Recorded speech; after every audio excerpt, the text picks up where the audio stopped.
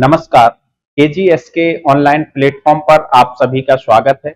आज हम एक बहुत महत्वपूर्ण विषय पर चर्चा करने वाले हैं और हमारा विषय है कि असिस्टेंट प्रोफेसर बनने की प्रक्रिया, यानी असिस्टेंट प्रोफेसर बना कैसे जाता है, असिस्टेंट प्रोफेसर होता क्या है। इस विषय के अंतर्गत हम असिस्टेंट प्रोफेसर की सारी कैटेगरी पर बात करेंगे कि असिस्टेंट प्रोफेसर क्या होता है, एसोसिएट प्रोफेसर क्या होता है और प्रोफेसर क्या होता है।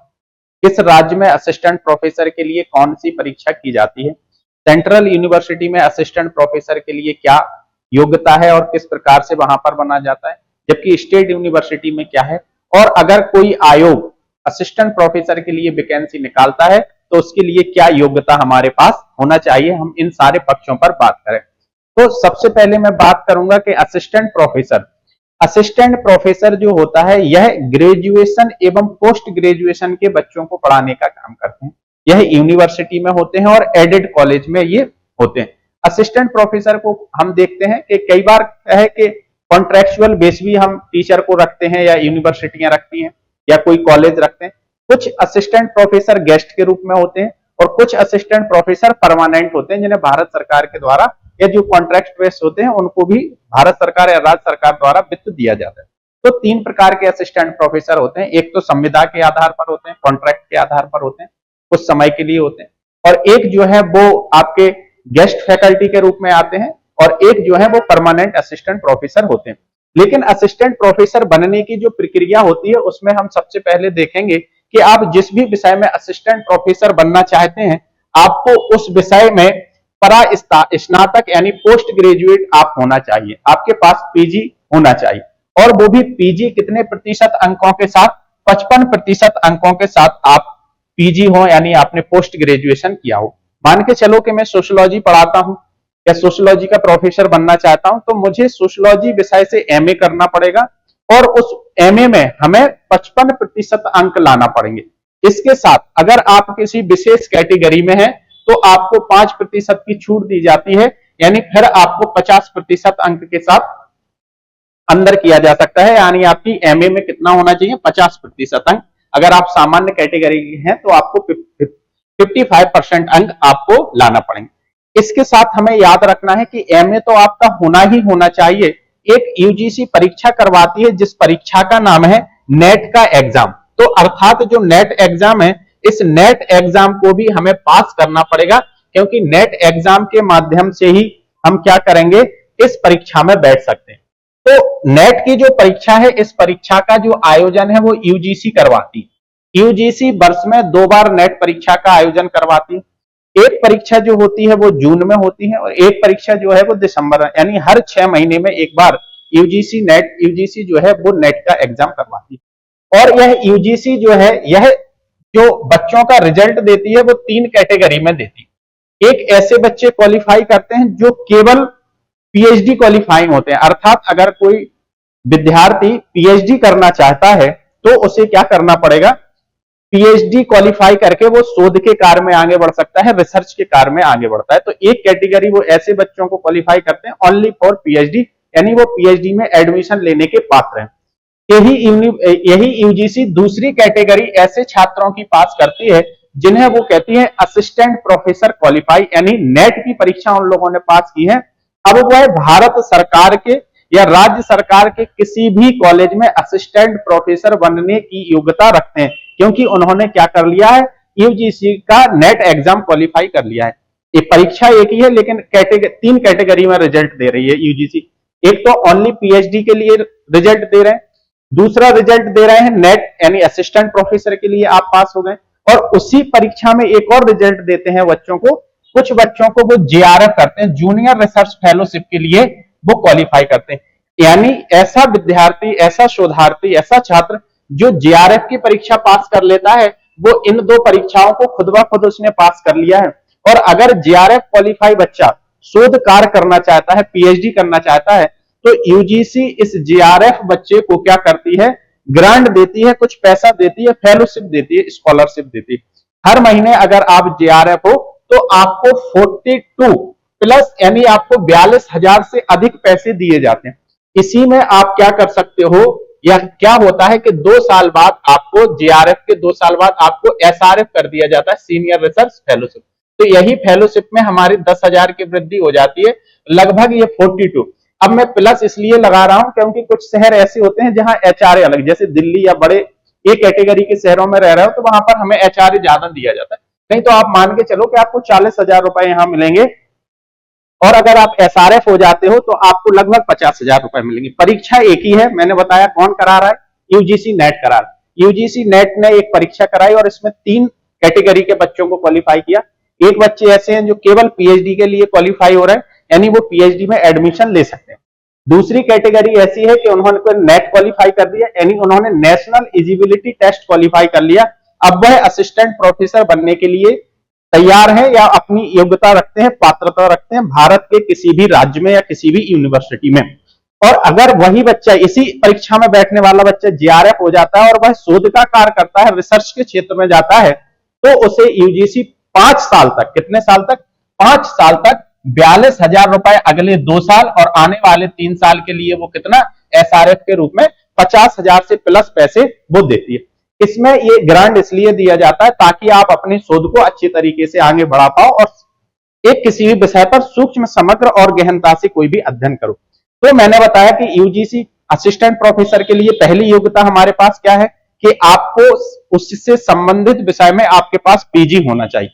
दूसरा है पीजी, वो भी 55% अंकों के साथ, विशेष कैटेगरी में हो तो 5% का छूट मिल जाता। उसके बाद हमें क्या है, यूजीसी द्वारा जो परीक्षा को कंडक्ट कराया जाता है, जो परीक्षा ली जाती है, उसमें हमें नेट क्वालिफाई होना चाहिए। तो अब नेट क्वालिफाई महत्वपूर्ण परीक्षा है, तो इसमें थोड़ा सा हम और समझ लेते हैं कि इस परीक्षा के लिए आवश्यक है कि आपको क्या करना है। अगर आप इस परीक्षा को क्वालिफाई करना चाहते हो तो नेट की परीक्षा के लिए आपको एग्जाम के लिए 2 पेपर देना पड़ेंगे, और 2 पेपर यानी पेपर फर्स्ट में teaching aptitude and research aptitude पूछा जाता है, और जो दूसरा पेपर होता है ये आपका सब्जेक्ट से संबंधित होता है, इसको कहते हैं पेपर सेकंड।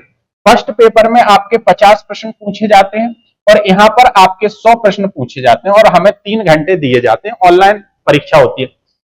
अगर आप इस परीक्षा को क्वालिफाई करना चाहते हो, इस परीक्षा में बैठना चाहते हो, तो केजीएस के प्लेटफॉर्म पर एक बैच चल रहा है जिसे हम लोगों ने नाम दिया है योग्यता फाउंडेशन बैच, दिसंबर 2025। अगर आप हमारे इस बैच से जुड़ते हो इन दोनों पेपरों की तैयारी करने के लिए, तो आपको मात्र 1499 रुपए में दोनों पेपर की तैयारी करवा दी जाएगी। वहां पर सोशियोलॉजी विषय मैं आपको पढ़ाता हूं, हर विषय के एक अपने विषय में पारंगत लोगों को ही वहां पर रखा गया है। हमारे यहाँ हिस्ट्री भी है, पॉलिटिकल साइंस भी है, कॉमर्स भी है, इकोनॉमिक्स भी है, और भी बहुत से सब्जेक्ट है, मुझे सारा याद नहीं है, लेकिन कुछ महत्वपूर्ण शब्दों का मैंने सब्जेक्ट का यहाँ पर जिक्र किया है।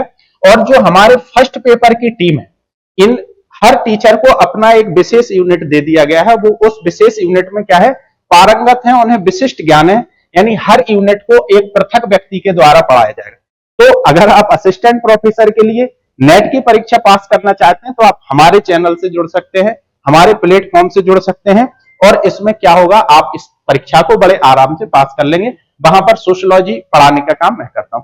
तो अब असिस्टेंट प्रोफेसर बनने की प्रक्रिया में मैंने आपको बताया कि हमें क्या करना है। पहले तो पीजी करना है 55% अंकों के साथ, और दूसरी महत्वपूर्ण परीक्षा एक निकालना है नेट, और नेट की तैयारी हमारे यहां से होती है, तो आप यहां पर भी जुड़ सकते हैं, बाकी फिर आपको जहां अच्छा लगे वहां भी। इसके साथ हम देखते हैं इसमें एक और होता है कि अगर आप नेट क्वालिफाई नहीं है, अगर आप किसी विशेष राज्य से संबंधित हैं और आपके पास केवल सेट का एग्जाम, ये राज्य स्टेट एलिजिबिलिटी टेस्ट हर राज्य करवाता है अपने यहाँ असिस्टेंट प्रोफेसर की वैकेंसी निकालने के पहले, तो आप इस परीक्षा को भी पास करके असिस्टेंट प्रोफेसर के एग्जाम में बैठ सकते हो। अभी ये केवल मैं योग्यता की बात कर रहा हूं कि आपके पास क्या क्या होना चाहिए उस परीक्षा में बैठने के लिए, और असिस्टेंट प्रोफेसर के लिए एक अलग से एग्जाम भी होता है, फिर हमें उस एग्जाम को निकालना है, फिर इंटरव्यू को निकालना है, तब जाके आप असिस्टेंट प्रोफेसर बनते हो। तो अभी मैंने बताया आपके पास क्या होना चाहिए, पीजी होना चाहिए, आपके पास क्या होना चाहिए, नेट क्वालिफाई होना चाहिए, आप नेट नहीं है तो आपके पास क्या होना चाहिए, सेट होना चाहिए। अब अगर आप सेट भी नहीं हो, ये दोनों नहीं हो, तो यूजीसी ने एक नियम बनाया है कि अगर कोई जो प्रतियोगी है, जो छात्र असिस्टेंट प्रोफेसर बनना चाहता है और उसके पास अगर केवल पीएचडी है, तो वो पीएचडी के बेस पर भी असिस्टेंट प्रोफेसर के फॉर्म भरने के लिए योग्य हो जाता है। यानी हमारे पास सबसे नंबर 1 पीजी होना चाहिए 55% अंकों के साथ, विशेष कैटेगरी में 5% का छूट मिल जाता है। नेट का एग्जाम होना चाहिए, ये नहीं है तो सेट होना चाहिए, ये दोनों नहीं है तो फिर पीएचडी होना चाहिए। तो इतनी योग्यता होना चाहिए हमारे पास। और फिर हम इसके बाद देखते हैं, देखो ये पीएचडी का मैंने जिक्र कर दिया है।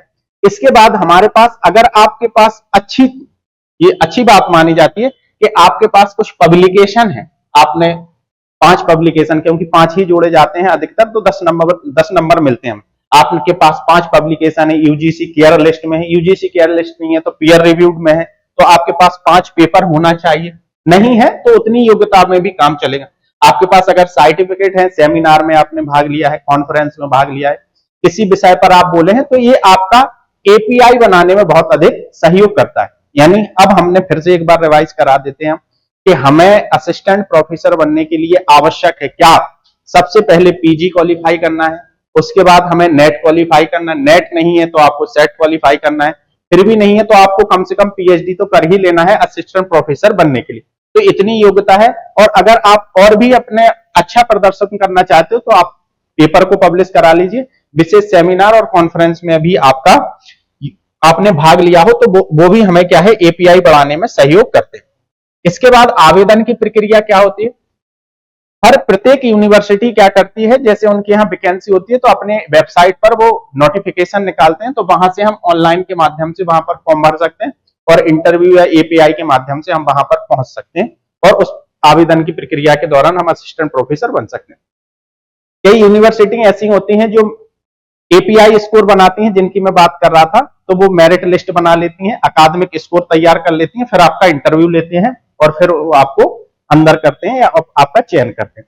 हम देखते हैं चयन की प्रक्रिया वही इंटरव्यू रिटन एग्जाम, लेकिन हम ये भी देखते हैं कि जो राज्य स्तर पर, ये तो मैंने यूनिवर्सिटी स्तर पर बता दिया कि जैसे मान के चलो कि जेएनयू में निकली है तो जेएनयू ने ऑनलाइन फॉर्म निकाले, आपको लिया, आपका एपीआई देखा, इंटरव्यू के लिए बुलाया, अच्छा एपीआई, अच्छा इंटरव्यू हुआ, आपको चयन कर लिया या डीयू के किसी भी कॉलेज। लेकिन राज्य सरकारें क्या करती हैं, हर राज्य सरकार के पास अपना एक आयोग होता है, जैसे उत्तर प्रदेश लोक सेवा आयोग है, मध्य प्रदेश लोक सेवा आयोग है, बिहार का भी आयोग है, या कोई भी एक राज्य कुछ असिस्टेंट प्रोफेसर के लिए राज्य सरकार के आयोग वैकेंसी निकालते हैं। तो ये भी 2 पेपर कराते हैं, एक आपके सब्जेक्ट का होता है, एक संबंधित राज्य का हो सकता है जीएस का पेपर, और कई राज्यों में नहीं भी होता है, केवल संबंधित विषय का ही पेपर। तो वहां से भी हम लोग असिस्टेंट प्रोफेसर बन सकते हैं, किसके माध्यम से? राज्य के आयोग के माध्यम से, यानी यूपीपीएससी, एमपीपीएससी के माध्यम से भी हम कर सकते हैं। और भी कई आयोग होते हैं जो लगातार वैकेंसी निकालते रहते हैं। अब जो सबसे महत्वपूर्ण बात है, जो हमें लालायत भी करती है, कि असिस्टेंट प्रोफेसर का वेतन कितना होता है। तो असिस्टेंट प्रोफेसर का वेतन तो आप छोड़िए, 5700 का पे ग्रेड होता है। इसमें अपन ये देखेंगे 57,000 से लेकर ये कहां तक होता है, 1,82,000। एचआरए, टीएडीए ये अलग आप सोच सकते हैं कितना ये हाई जाएगा। यहां पर सबसे महत्वपूर्ण बात जो मैं आपको बताना चाहता हूं वो है कि इसका जो लेवल है वो कितना है, वरीयता क्रम में 10वें लेवल पर आता है असिस्टेंट प्रोफेसर। जब अधिकारियों की वो बनाई जाती है सूची, तो उसमें हम इसको लेवल यानी स्तर, ये कितने स्तर का अधिकारी है या लेवल का, तो 10वें नंबर का ये लेवल का अधिकारी है। वेतन आपका यहां पर लिखा है तो आप समझ सकते हैं। अब थोड़ा सा और आगे चलेंगे तो हम देखते हैं कि असिस्टेंट प्रोफेसर जब आप बन जाते हो तो इसमें प्रमोशन कैसे होता है, इसमें हम क्या क्या चीजें प्राप्त कर सकते हैं। तो आप पहले एसोसिएट प्रोफेसर सबसे पहले आप क्या है, असिस्टेंट प्रोफेसर पर आपका चयन होता है, 5 साल का अनुभव जुड़ जाता है तो फिर आप क्या है, एसोसिएट प्रोफेसर बन जाते हो। इसमें 8 साल का अनुभव जुड़ जाता है तो आप प्रोफेसर बन जाते हो। इसको मैं थोड़ा सा और विस्तार से बताना चाहता हूं। एपीआई क्या होता है इसको हम देखते हैं, इसके लिए हम किसी दिन अलग से वीडियो बनाएंगे तो एपीआई की सारी चीजों को क्लियर करेंगे। इसको एकेडमिक परफॉर्मेंस इंडेक्स भी, इंडिकेटर भी कहा जाता है। असिस्टेंट प्रोफेसर जो है, हम देखेंगे कि असिस्टेंट प्रोफेसर क्या होता है कि यह मास्टर यानी एमए वाले बच्चों को पढ़ा सकते हैं, यह मास्टर और बीए वाले, एमए बीए वाले बच्चों को पढ़ा सकते हैं। यूजीसी नेट सिलेक्ट रेगुलेशन के तहत ये क्या कर सकते हैं, यूजी पीजी वाले बच्चों को पढ़ाते हैं। इसके साथ हम देखें, ये सेमिनार और वर्कशॉप में भी क्या कर सकते हैं, भाग ले सकते हैं। और इनको ही जब 5 वर्ष का अनुभव प्राप्त हो जाता है तो यही इनकी वेतन अपन लोग चर्चा करके आई है, तो यही फिर क्या है, एसोसिएट प्रोफेसर बन जाते हैं। और एसोसिएट प्रोफेसर का काम क्या क्या होता है, एसोसिएट प्रोफेसर पीएचडी वाले विद्यार्थियों को क्या है, गाइड कर सकते हैं। यानी हम अपने अंदर अब कुछ छात्रों को शोध का कार्य करा सकते हैं। और दूसरी महत्वपूर्ण बात है कि जितने भी आईसीएसएसआर हैं या अन्य जो संस्थान है उनके द्वारा प्रायोजित होने वाले प्रोजेक्ट का भी हम संचालन कर सकते हैं, प्रोजेक्ट को भी हम ले सकते हैं। और इसके बाद जब हमारे पास 8 साल का अनुभव और जुड़ जाता है तो फिर हम क्या बनते हैं, फिर हम 10 साल का अनुभव जुड़ने के बाद हम बन जाते हैं प्रोफेसर। और जब आप प्रोफेसर बनते हो तो प्रोफेसर बनने के साथ आपके पास कई अचीवमेंट आ जाते हैं, रिसर्च पेपर हो जाते हैं आप। और फिर आप जैसे ही प्रोफेसर बनते हो तो आप फिर विभागाध्यक्ष भी बन सकते हो, डीन भी बन सकते हो, यूनिवर्सिटी की बड़ी बड़ी संस्थानों समितियों में आप भाग भी ले सकते हो। इसके बाद अगर हम देखें तो ये सारी चीजें, अब इन पर ज्यादा चर्चा नहीं कर रहे हैं। असिस्टेंट प्रोफेसर कैसे बना जाता है वो मैंने सारी चीजें आपको बता दी हैं। और ये भी बता दिया है कि असिस्टेंट प्रोफेसर बनने की योग्यता क्या होती है। और अगर आप, क्योंकि उसमें सबसे महत्वपूर्ण एग्जाम नेट का है, और अगर आप नेट के एग्जाम की तैयारी करना चाहते हो तो हमारे केजीएस के ऑनलाइन प्लेटफॉर्म से जुड़कर आप अपने संबंधित विषय की तैयारी कर सकते हो। वहां पर फर्स्ट पेपर भी पढ़ाया जा रहा है और संबंधित जो भी आपका विषय है उससे उसके भी अलग अलग टीचर्स आपको पढ़ा रहे हैं। तो आप हमारे प्लेटफॉर्म से जुड़ सकते हैं। और हमारी फीस मात्र कितनी है, हमारी फीस जो है वो बहुत ही कम रखी गई है, 1499। इसमें हमने दोनों पेपर को शामिल किया है, पहले और दूसरे पेपर को शामिल किया है। अब हम ऐसे ही नए रोचक विषयों के साथ आपके साथ जुड़ते रहेंगे। जैसे अभी मैंने बताया कि एपीआई पर फिर हम कभी बात करेंगे, तो एपीआई से संबंधित हम एक अलग से वीडियो लाएंगे 10 से 15 मिनट का। ऐसे ही रिसर्च में जो सिनॉप्सिस बनाई जाती है वो कैसे बनाई जाती है, किसी दिन उस पर बात करेंगे। रिसर्च के जो स्टेप होते हैं वो कैसे बनते हैं।